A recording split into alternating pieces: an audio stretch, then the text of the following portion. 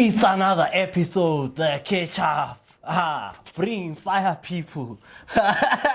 Ashlali. Put us. Let's keep on. Put us. Nice. Nice. Siyabonga, put us. Siyabonga sound babehlala busy. Ama-hustles and stuff. But yeah, siyabonga ukuthi lizela thola isikhathi ukuthi silisivakashe. Siqale phansi isixoxe. Isixoxe. It's been long overdue. Yeah, true. Other shop. Can you just introduce yourself to the people abangawucavi? Alright, mina ibizo nguyenza Msibanda. Ngihlala khona ePLUMTREE but abantu abaningi bangazi bapha ukuthi yende kuphela. How put us say. So yeah. Ku social media sikuthola ngapha. Social media, Facebook uyendi Sibanda, Instagram nguyendi Sibanda, and then Twitter at Handsome 2016. I'll also leave a link on the description. Okay. Guys, this put us. Yeah. I'll get down my introduction. Handsome Sibanda. Yenza ngani? Mina into engizenza iziningi kakhulu, so it now depends on which hat you want me to wear today. Ukuthi yipi area ofuna ukuthi because uningi vele singathatha the whole day siyehlulekile ukuqeda, so you just But today I want to talk to you as a promoter, as someone who's like Toundtainment, right? Yes, it's a Toundtainment. Toundtainment, guys. These guys have been bringing us in entertainment. So how many years put us? Since 2002. Wow. That's the first. 2000 end of 2003. That's the first time I saw Karuyenza on event go PLUMTREE Hotel, say PLUMTREE Hotel. So we've been doing our events since 2003 until today. So yeah. How's that been going like? PLUMTREE.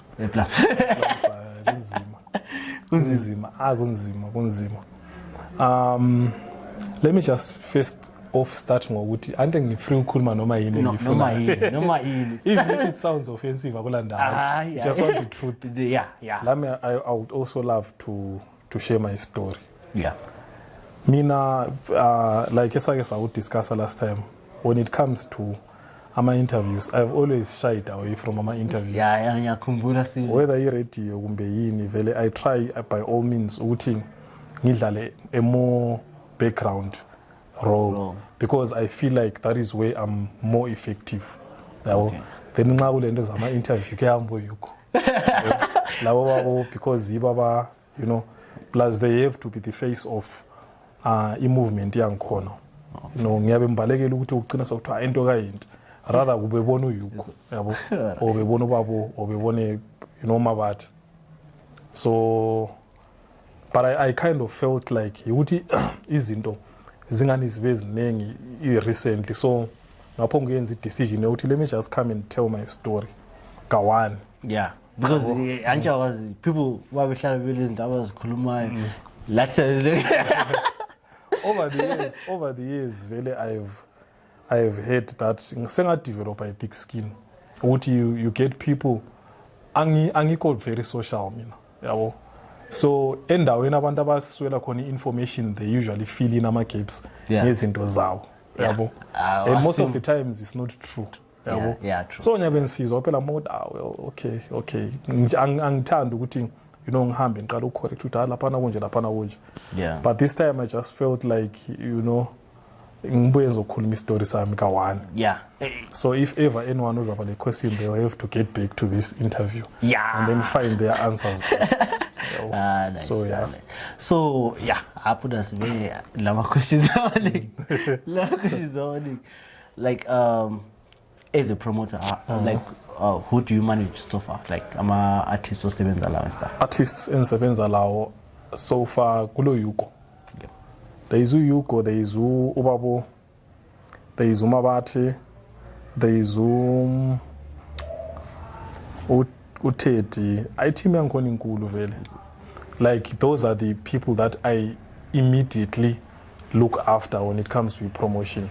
Then we have PQ, we have Makaseti. There is so many guys abafola under i-umbrella yalokho engiyenzayo. But responsible for bona mostly yibo bona laba, like immediately. Yeah. Those are the ones. Okay. Ngiqedi mina ukukhuluma. Vele kumele uzirelaxe uzikhulumele si. All right. Okay. Yeah. So obvious some questions, people have a lot of questions. Lami ngiyabe ngilao sometimes. What uqale ngiyakho? Who is trying the man? What uqale ngiyakho? What uqale ngawakho? All right. Put us like ubezagcina ngayo.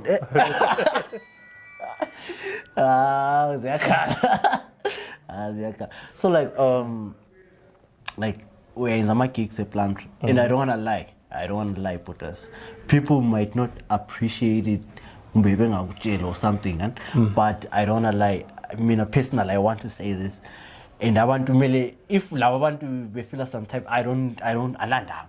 But what you're doing for us is PLUMTREE people. I just feel like you're underappreciated because, like you said, Lokusniga entertainment since 2003. Imagine ngabe wawungekho ngabe siyenza njani. Yeah. I mean, personally, I appreciate the work that you do. I will shoot. I appreciate it, Putas. I mean, personally, I'm one of the people that appreciate the things that you do. But obviously, I want to be news. One or two things. You know what I mean? All so, right. Let's begin. I mean, so Putas, until like you do my events and stuff. What are the challenges? I think my challenges when it comes to dealing with events. Like a plant. Okay, a PLUMTREE. Yeah. A PLUMTREE. Kuneng. First of all, let me just clear this out. People ba support abakona. When it comes to support, they are they who genuinely support. I can give an example. Maybe we did birthday a few years back. Sas fundraiser for Isbedlela. Like we said, a percentage of what we get is going towards the PLUMTREE hospital because Babelama challenges. Okay. Then we had one guy that I always remember, wafigayo, ihamba family yake Ndambama. Wafiga wati mina ngeni into zosu. Angeni into zamapower plus ngambalani, ngambala bantwana elomfazi asingenda.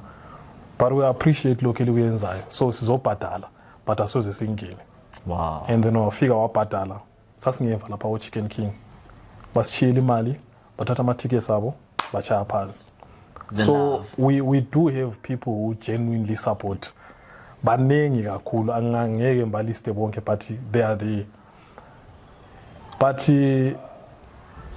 I kind of feel like indlela esaqala ngayo entertainment, maybe we made some mistakes when it comes to into zemali.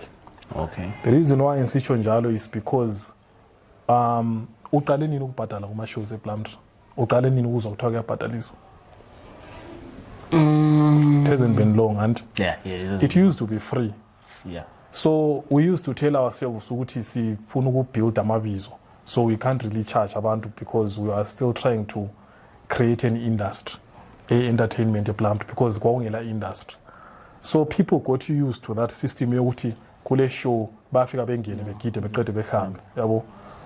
And then as time went by, things changed. We had to improve equality entertainment that we offer.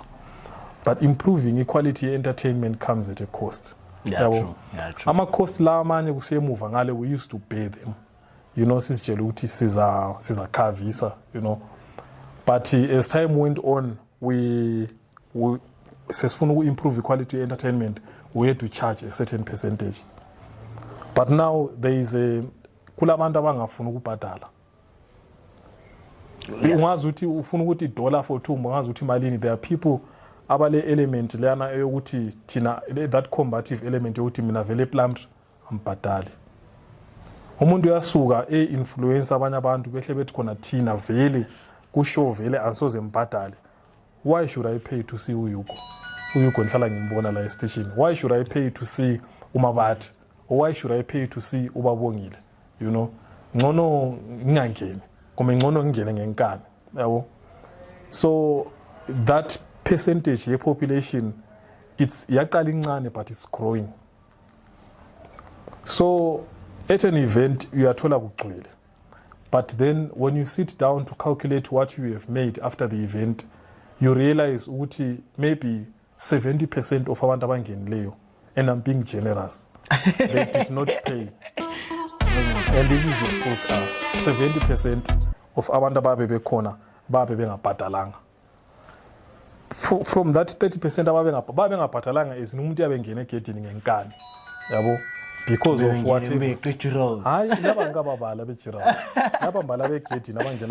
because of this or because of that other reason, sebenza lapha and all those things, you know, bangena ngenkani, and there's nothing that we can do. Yapho ngukhangela umuntu enjani engene, and yabengangena eyi-1 bengena beyi-team, and most of the times it's the people that you expect ukuthi be support or be bhadale.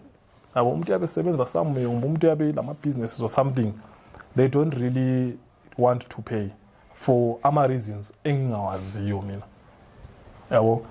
And then from that 30% ababe bhadalile, bakhona abanye yikho sokungena laba abayeqa ngamajira holu, you know, abayeqa ngezinye indawo abadiza abayenzana ukuthi beze bengene. So we have been facing that challenge, and it's most of the times after ama events we usually sit down lo yuko city, is it really worth it kumbe sichiyane lakho, because you do an event and then you end up forking money out of your own pocket for that event, uyabo. So that's one of the challenges esinjani engiyifesayo.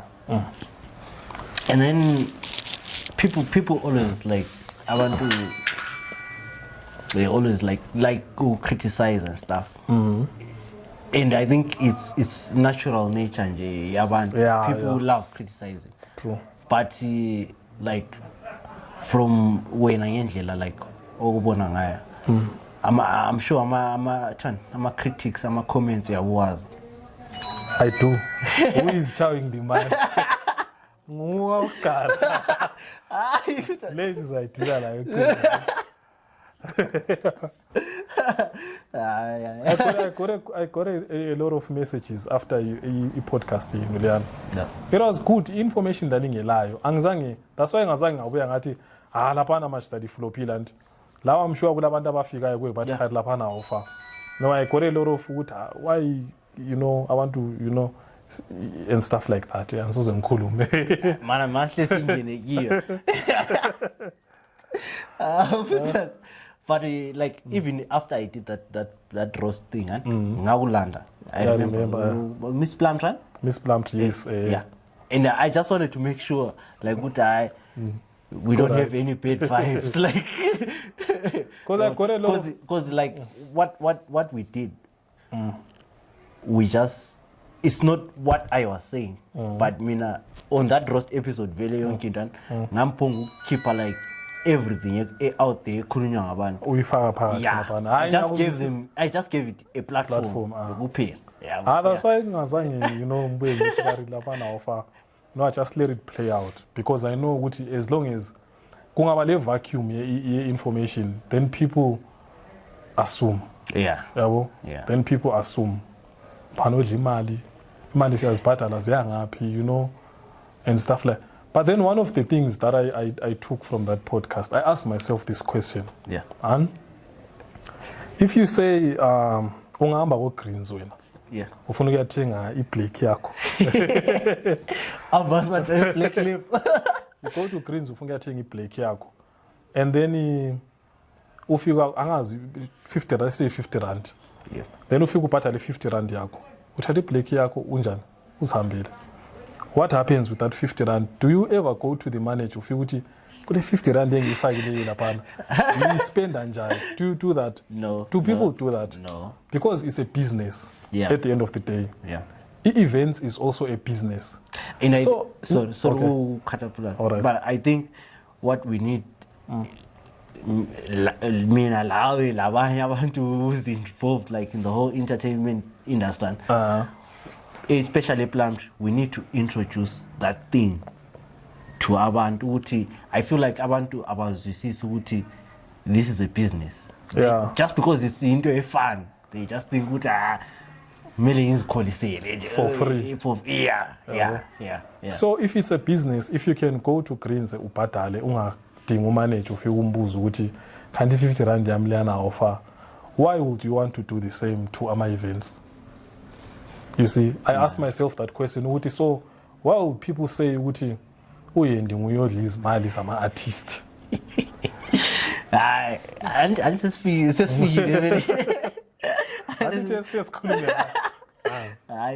so why do people feel compelled ukuthi? But you cannot stop people from talking. I appreciate that. Vele nxa udila le public, people it's not everyone ozakuthanda, it's not everyone ozakusupporta. Plus people always say something, especially nxa udila le ndawo into zama events ezebhawo ezilotshwala phakathi. And so labantu abakhulumayo. But I'm just saying ukuthi if you are part of those, maybe uyabuzibuza, ask yourself ukuthi, do you go to like Abo Greens and ask those types of questions? If you don't, then why is it easy for you to point fingers at ama events that we do and ask those questions? But nyawuza for us. But from like what generated the whole who's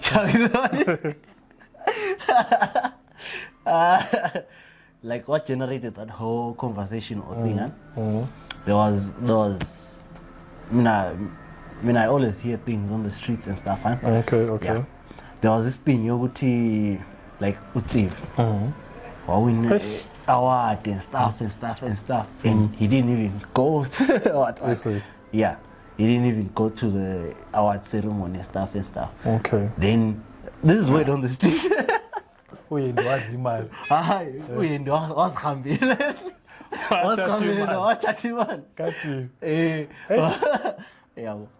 I wanna especially issue at Tsibi, it's sad actually.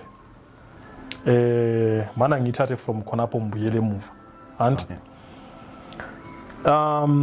we did a song with MAORANGE, and did a song with MAORANGE. We did a video. The video is nice, by the way. With MAORANGE. It's good, and yashuta ngomunye uguy ose bla uthiwa Jason or just Jason on YouTube.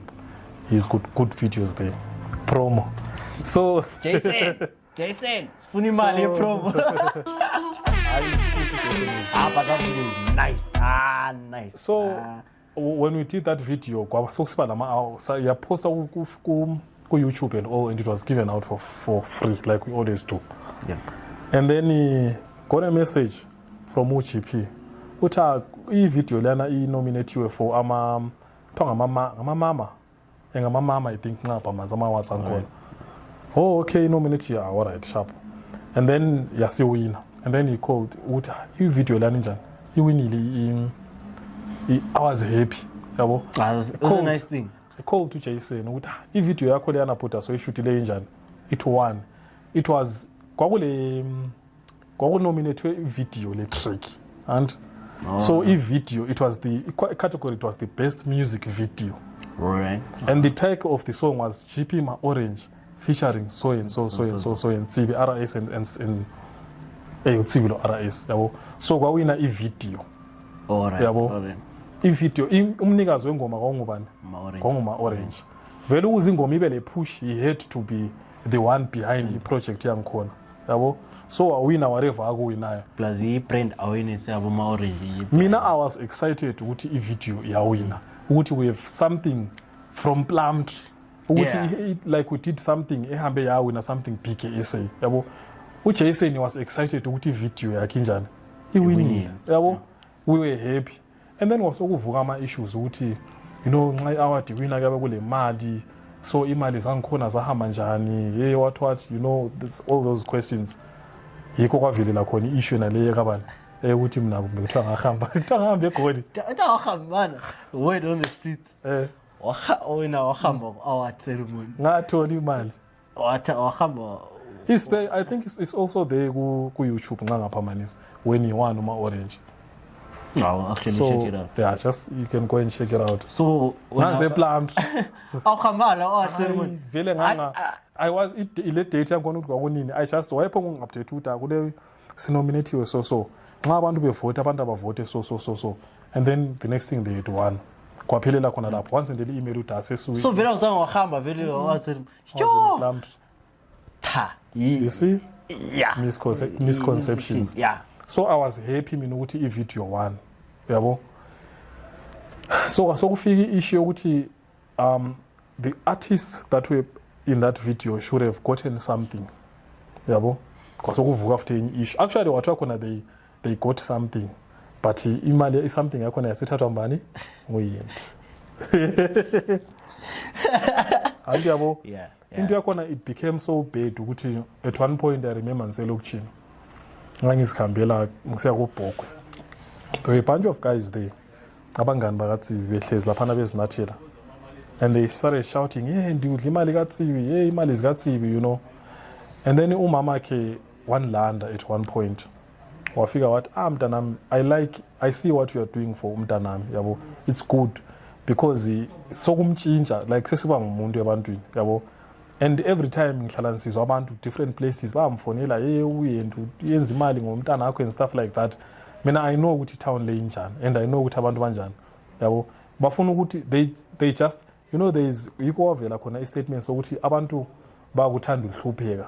You know. Nxa usungani usuyenza something ingani usu they want to bring you back to 11 and lana kade bekwazi ukuthi uyistar wavele uyenza so. Yeah. So khona kana ukuthi things were changing then people started going up to him.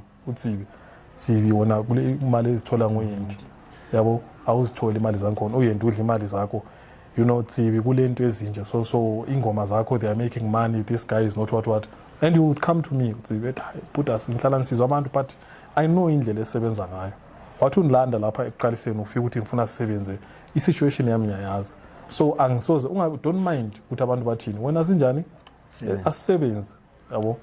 So yinto eyilokhu ngimotivate ukuthi nginjani ngicontinue. Mama days ngize driving ngifike ngimlande ngibo khona ngale lokufika ache mina sengicabanga isishiyane lento yonke le you know because I'm tired of these uyendi udla imali kaTsibi uyabona uyendi udla imali. And for context let me give you an example ye track yena leyana ukuthi sayenza njani. Okay. Anuje ukuthi ngiyakhuluma mina. Platform yeah. So we bought the instrument early house.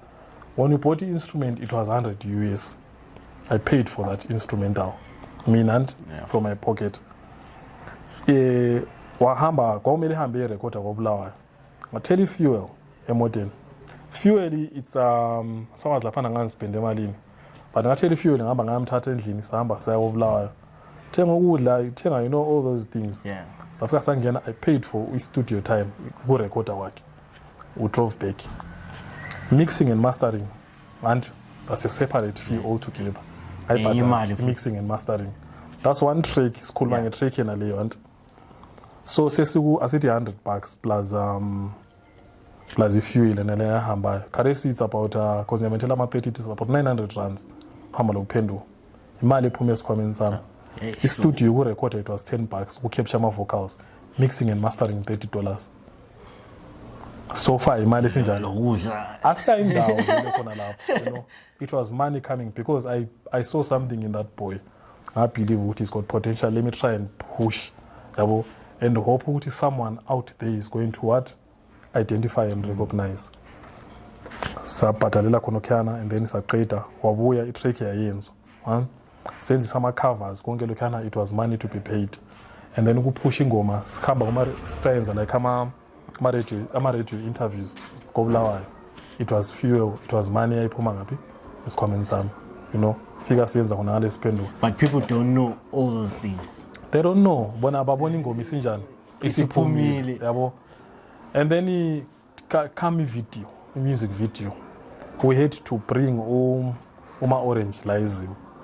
MAORANGE uze buye la ezimo kabuyi ngebhasi kumele fly and i-flight i-return flight is about $400 and $400 i-return flight like uhamba lokuphenduka I had to also MAORANGE he had to go and capture if ama vocals akhe studio essay. I had to pay for that as well. Ukubuya kwakhe lapha return flight, it was $400 return. I had to pay for that. We had to find imota ukuthi sihambe semlanda koBulawayo iphinde iphenduke lapha, that's fuel. I had to pay for that. We had to pay for video guy ama expenses on lawana. I had to pay for that as well. Ukuhamba yarekhodela koBulawayo. So omele mbathathe futhi lapha lo RS sihambe khona ngale eBulawayo sirecord. Put us in the mali. No, I'm just trying ukuthi you see. I know. I had to pay for that as well. Kwayenza video ukuhlanganisa, but there are so many expenses that, and it's just one song. And you see, I think sayenza ingoma ezingu, think about 6 or 7 songs. Zilama videos. So ngama expenses ayabe khona wonke ona lawana. Abe phuma comments kabani. Comment some. Okay. And then at the end of the day, you sesiyenza the video and also push us you get people like me who's trying to So now Tsibi is out there. Yeah. Sebemazi abantu, you know, Tsibi is recognized and stuff like that. Then people start creeping in. Beqala bethi umjita lo yenza imali now. How? You send ingoma kuma radio stations, local radio stations la. You don't get anything. Awutholi imali for airplay. Yeah. If you do yayibona ku YouTube and did you Yeah. pay anything ubukela video lana? You didn't pay anything. So imali yakhona iyabe ingena ngaphi? Yeah. Like I ask myself that question ukuthi, so imali yankhona ingena ngaphi, like income yakhona, where is it coming from? Because all I'm seeing imali enjani ephumayo. Yabo? Abantu bala ingoma, not even like if I were to ask ukuthi ngibani wakhipha R1 for that song, ukuze ingoma lana or to watch that view, just R1.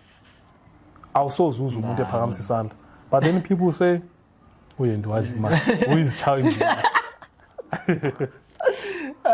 So when it comes to music and if I see something emuntwini, if I see potential, I don't mind to sacrifice. Anginamali mina lama ngisebenza, but I don't mind to sacrifice. It's the same with Ubabo. It's the same with Uyuko. I don't mind to spend this le lama resources trying to push that person's brand because ngiyabembone ini potential. Because I see if I do not do that, then no one is going to do that for these guys. Goes back to the same thing at the Nikuluma, like if ungasu putas ngaba otanga ban my Dr. Malinga ngaba size ababona. You've actually brought Lucy MAORANGE parimina putas. I know sometimes when you do these things you have to figure, especially like in the criticism where we told sometimes you get to a point with mana channel kaninja but I kulunga egel putas. But manje isikhathi yahamba. Also I forgot to say uyukuza ngigijimisa lapha.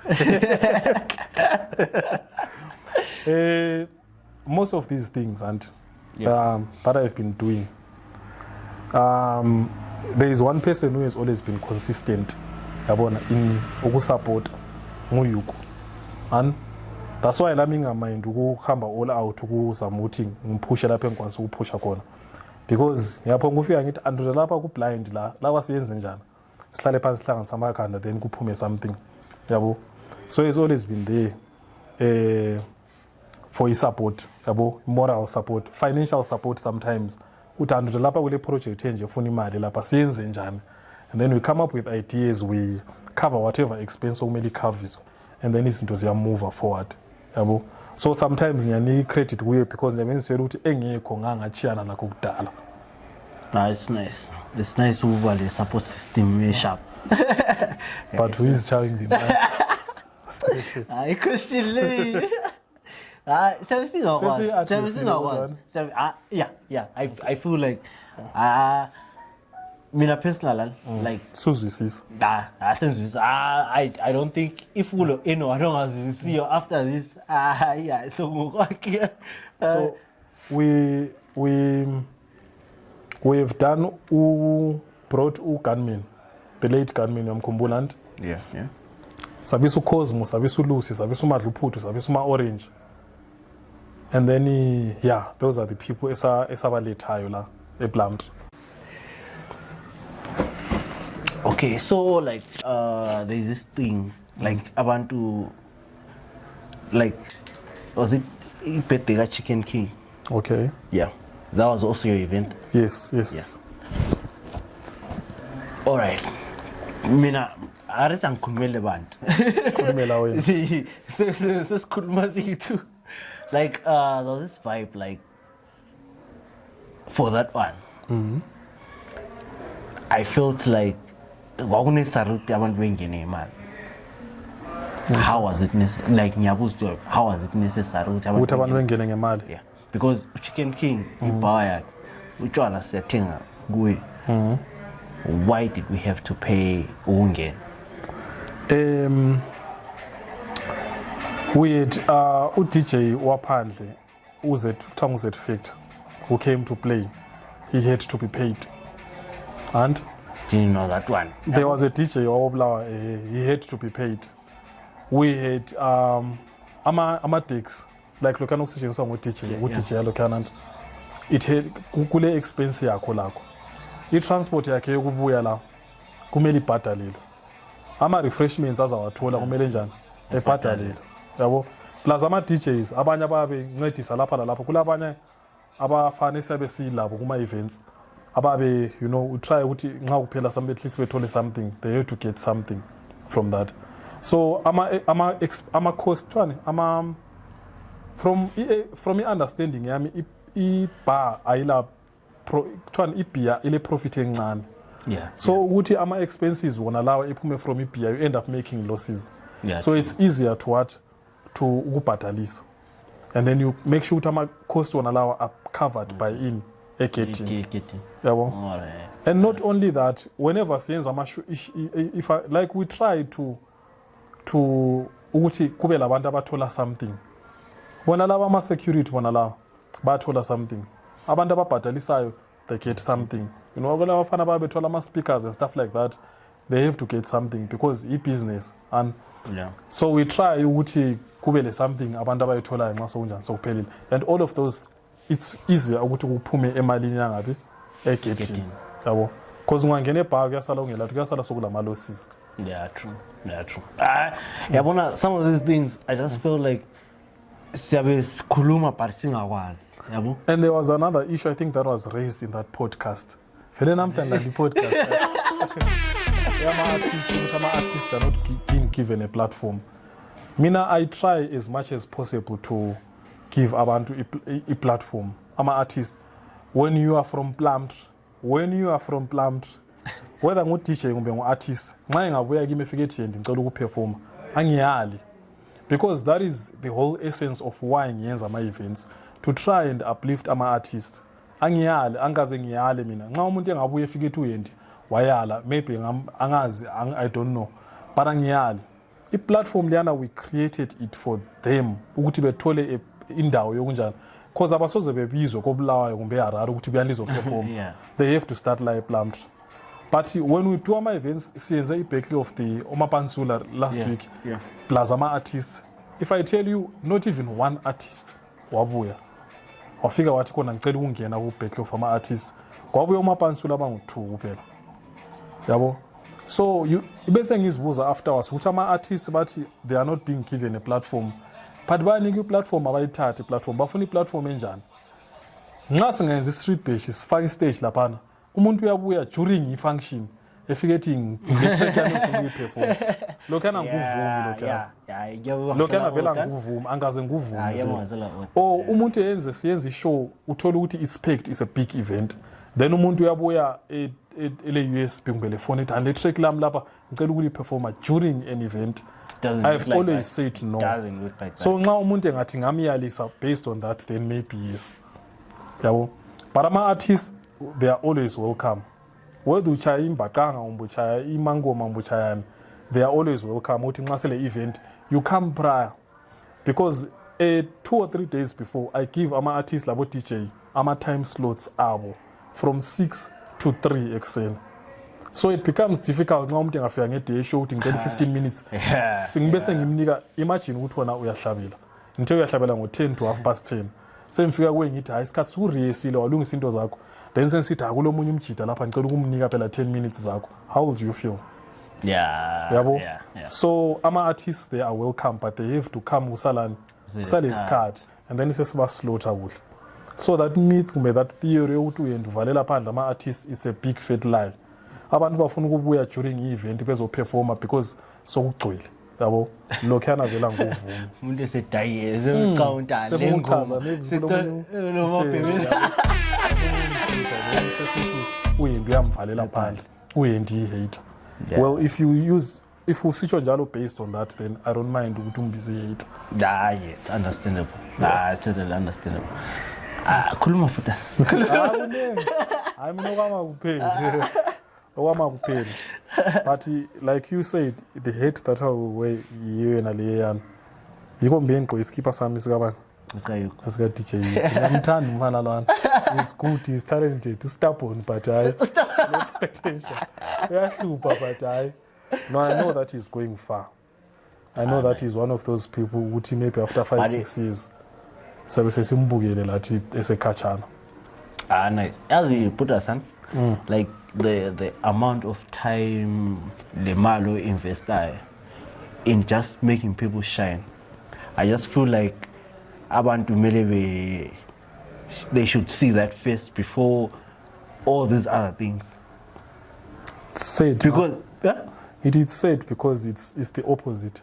Yeah, I know. It's the opposite. I know, see, but I just feel like, just imagine Plumtree ungeko put us. Ngabe mbano yenza these things. Yeah. You know what the downside to all of this is I've got a family, it's a Vic Falls. I've got a 5-year-old boy, Twangu Luyanda. Alright. It's a Vic Falls. And so so I should be spending isikhathi lie. Yabo. I should be spending amayeza ke lawa esakhula ngilobani ngilaye. Yeah. Are critical because usasemncane, yabo. But I'm not there. Ngise Plumtree. I'm trying to push people. But the very same people that I'm trying to push are co-receptive. The very community that we're trying to put on the map is the very same community a support nzima. Let me say. And so I support because bakhona ba support nzima. So I always tell myself ukuthi ngifelani why ngavele ngihambe ngenjani. Ngizikhulisela iboys yami. Ngishiyane lakho yabo. Azivi force, you know. Kuyahamba. So that's the downside to all of this. Ukuthi I think eventually I'll get to that point yokuthi ngithi khona you know what, I tried. Yabo. Maybe abantu sokumele benjani. They carry on. Because when we started ama events, there was there are some guys ababenza ama shows before.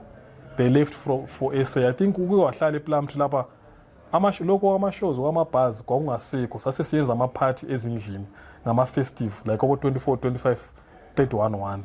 All right. You know, because abantu ababenza they left for SA, they left for other countries, and then we decided to step in, yabo, because we only that vacuum. Yeah. So I was telling Uyuko Lamaba that day, Lobabo, Uti, I think for me personally, when they're probably in their peak. My son, I always say Uti, my son is about to set, yabo. Isikhathi sami sesifika lapho ukuthi khona sesinjani sokuphela, yabo. So I will need to ukuthi ngishiyela abanye they take it over and then they carry it forward because I cannot do this forever. Yeah, true. Yabo. Yeah, ngiyakuzwisisa. So kuyandanisa like sometimes nxa kungela abanye ngihappy ukuthi bekule quarter fest ngeweekend. I didn't organize that, but it was a success, yabo. So my visuals we have our visuals. So actually have some visuals ukhona la. Oh. Yeah. So I don't know if it's cool for now post. Akula stress. But crust. Ngangi crust. Wapho ngudlula like. Oh. Yeah. So I ngiyafisa ukuthi ngakula ama events amaningi like there are different people doing this and doing that kungathiwa uyenda uzayenza. Yabo. Cause ngavuka mfile ke.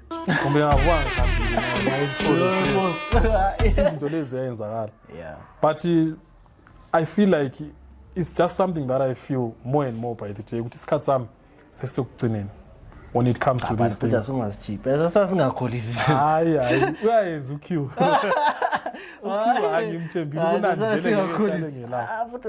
So I just wish ukuthi kube labanye abantu who are going to come up and start doing my events. I just wish kube labanye abantu who are going to come up, you know, step in and fill that game. I'm glad you actually ukhulume because there are actually some people who say, ePlumtree kunzima ukuyenza event ngoba ungayenza event, like maybe ngafu ukuyenza event you actually need maybe equipment. Somewhere to come alone, like that's the vibe. But no Kulmasko, I don't know where that comes from. It's just abantu. Mina anyafisa. That's why I came to that function. And I figure getting a hlupa futhi. I paid imali yami ngabhadala lekababongile sangena. There was amaquota eating, so we bought food, we ate, we chilled saxoxa labantu. Then ngaphuma ngahamba. You know, nganse support la mamunye umuntu. So I really wish ukuthi kube labanye abantu who are going to come up and start doing. Wakhulume phela yena. Ababuye ngisewakhuluma. Ilizini, buyanini lizokhuluma madoda. Ukuthi i-industry le it needs a heart and it needs sacrifice. And ifuna umuntu ozimiseleyo. Because angadli mina imali, ngila moto, ngihamba ngenyawo. Hayi ngitshona ubona drive. Hayi ngabe ngwavile. Like I don't know. Imagine I started in 2000 and something, 2003, but angila something is solid. This is what I got. But the number of years I now invest into that thing, building other people's brains. Me enough for myself angila lutu. That's why I keep saying what is cut some so that I start lamu 701 or I feel like saying in your time. I feel like I have done everything. All million years. But how great to put that? Okay, city who is trying.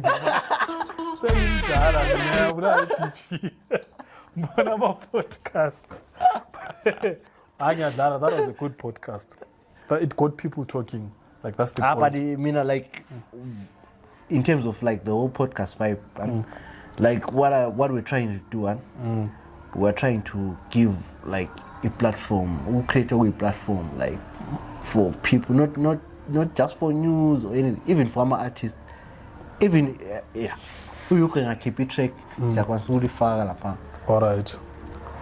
Like it's something like a podcast is something you like something you move you give back to the community. Like you know, one day you will wake up and then someone will say Uti Udlimali ama podcast. Someone will say Uti you are making money from those podcasts. You are using bazabuza abantu aba-attenda because it's growing and it's going to get to that point Uti, you know, you won't even have to look for people. Abantu basebenjani basebebuya bodwa and yabona mina mbuyile yabo.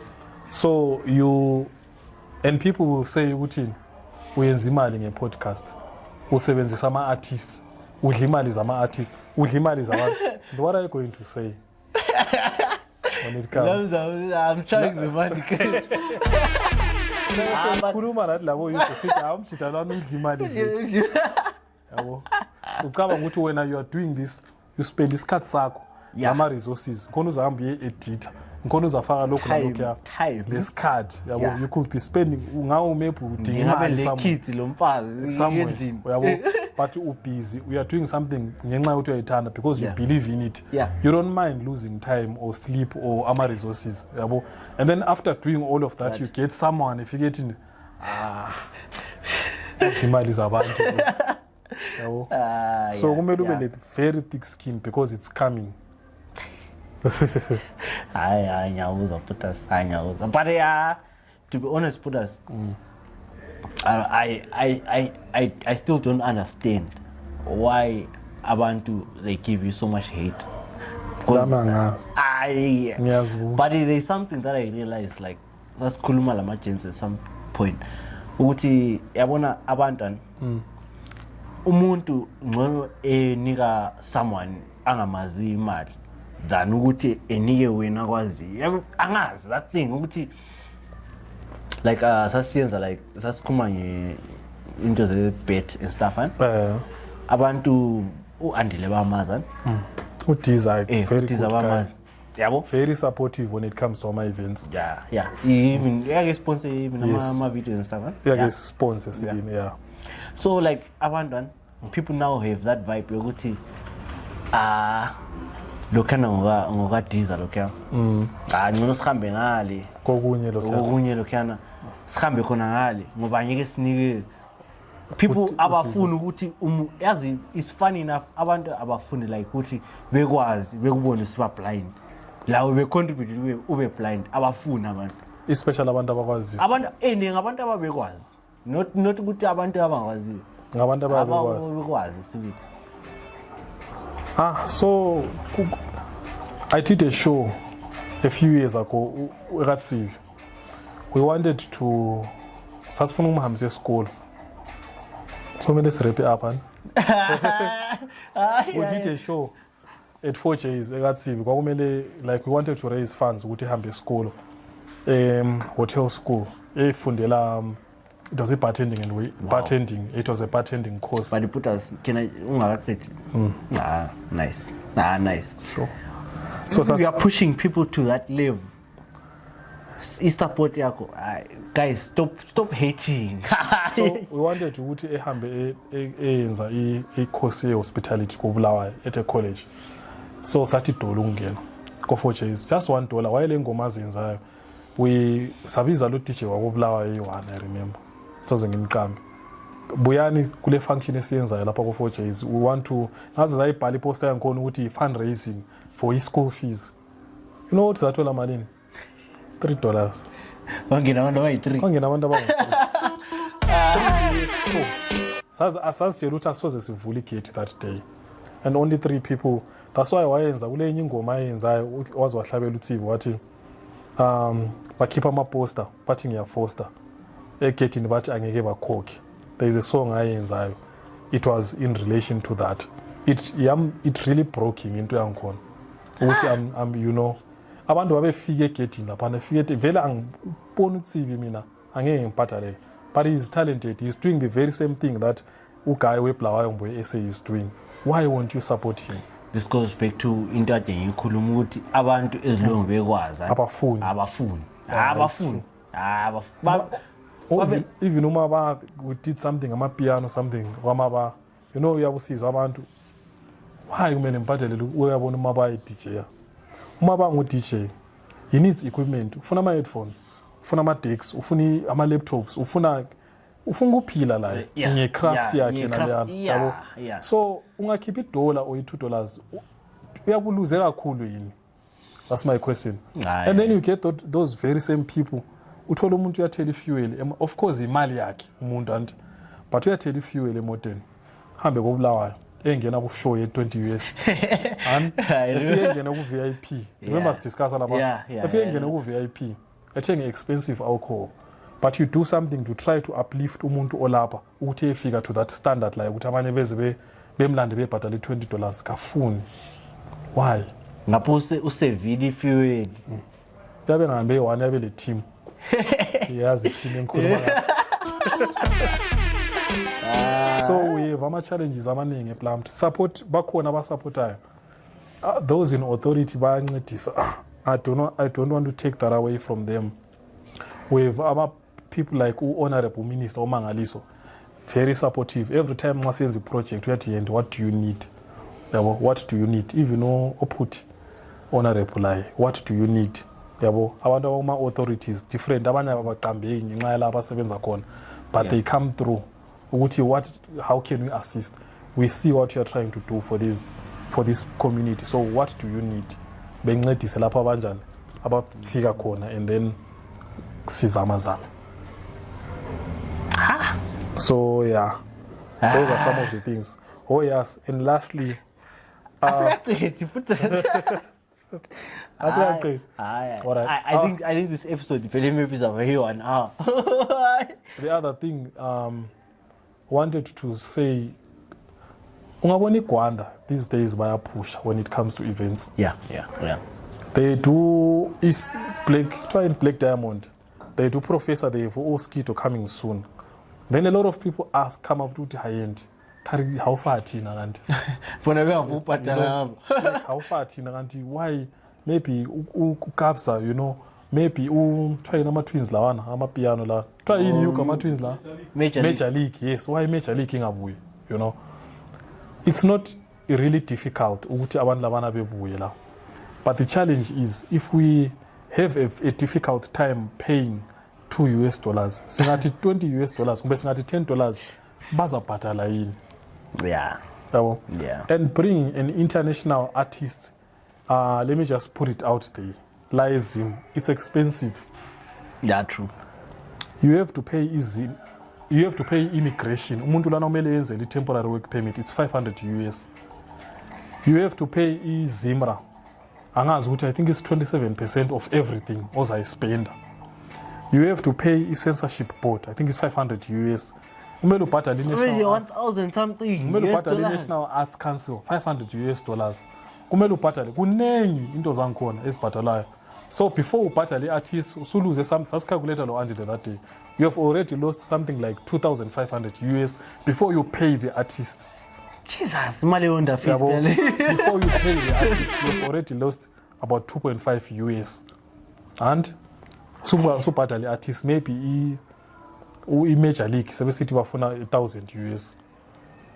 Probably get more, but I'm just saying maybe bafuna $1,000. Then so kubo 3 point chakuti kulama flights kule hotel babefuna amajwala bafuna accommodation expensive transport, and then isiwabise lesewabise stadium la uzayikhipha in $10 kuba uzafika ukuthi hayi mina angibhadali into zeplan. Mina ngwe-podcaster. You know, you get that vibe. So ukuze sifike to that point, we need to build first. We need abantu ukuthi beqale be support khona lokho okuncane system. Yabo. Plus bebe supportive entweni zenalezi ezinjani ezincane so that we grow entertainment. Put us. Kuningi, like I said, wahamba wayachaya eDubai uyuko wasuka la wahamba wayachaya eNamibia, wachaya eSA, wachaya eBotswana, wachaya eZambia.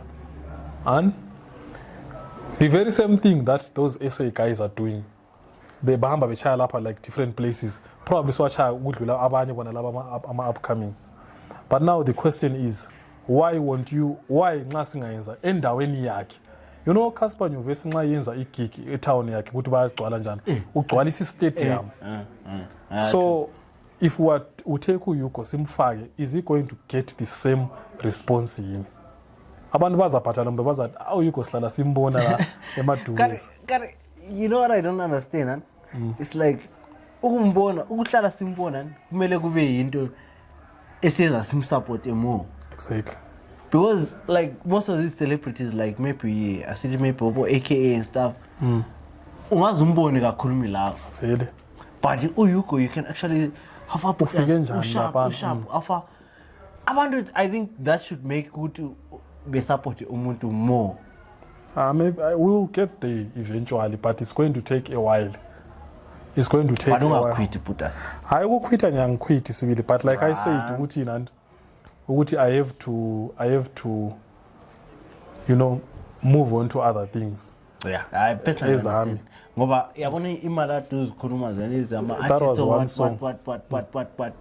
Uti like maybe now let the artist mele upatali so but for the love. But people don't appreciate. Oh. Hey. We will get there. We just have to be consistent. Even singa stop at singavuka something kuyenzakele kithi. Mina I wish ukuthi abantu benjani. Someone comes in, they carry on, because if they don't, whoever is going to start uyabe seqala phansi, which means umsebenzi wethu wonke lo it has been for nothing. So my biggest wish at the moment is that people start doing ama events. It's akukho easy. Uyenza event, it's really not easy. Kota festival because we actually let's affairs amabancedisa. Kufuna umuntu olenhliziyo, ole patience, ongamind ukusacrifice. Because some criticize. Yeah, don't criticize. Uhlahla wasithi uzichayini. Yeah. But it was. I'm sure you guys now understand. Yeah. So I just wanted to share that part. Like I said, into engiyenzayo zinengi. I try to do so many things la community. Like I tried to 2017, March 2017, I said Dubai. So when I came, Dubai. Life. So when I came back, I felt like we need, like I saw what they're doing for their people. Yeah. But same sevens. And I don't know if it's the vibe, maybe or something. I'm not being tribalistic or anything, but too much. Umuntu lapha, like you find someone ose diaspora, you ask them ufike njani khona lapho, the next thing asawuphendula ama messages akho. You see, so we tried to create a community yabantu abe plumbed in that place. So we started organizing small program. Maybe sakhuluma ngakho someday ukuthi behambe bekhona ngale, and bayahamba bijana. I think so only about 10 if not 12. I-podcast yasala lo bani. Nyamba ye weekend.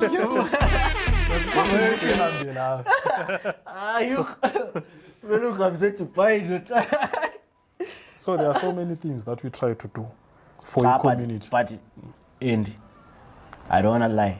You are underappreciated, bro. Eye-opener. You are underappreciated. So it's difficult to go around, saying what this and that and that. That's why let me come and tell my story. If anyone knows more questions about anything, maybe comment down below. Questions. You will get everything that you need from there. Yeah. I stopped working with some artists because but basically, in a nutshell, when it comes to events, that is what I do. Yeah. That is what I do. Live plumbed.